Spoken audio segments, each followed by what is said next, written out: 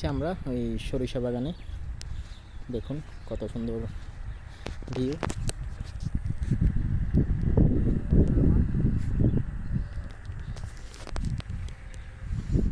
এদিকে শ্রমিক রয়েছে আর এদিকে সুন্দর একটি পুকুর দেখতে পাচ্ছি। এই দেখুন সৌরভদা ও ছবি তুলছে।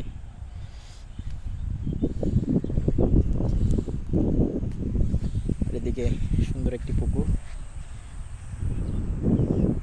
আসলে গ্রামের বাড়িতে আসলে এখানে অনেক সুন্দর সুন্দর প্লেস রয়েছে।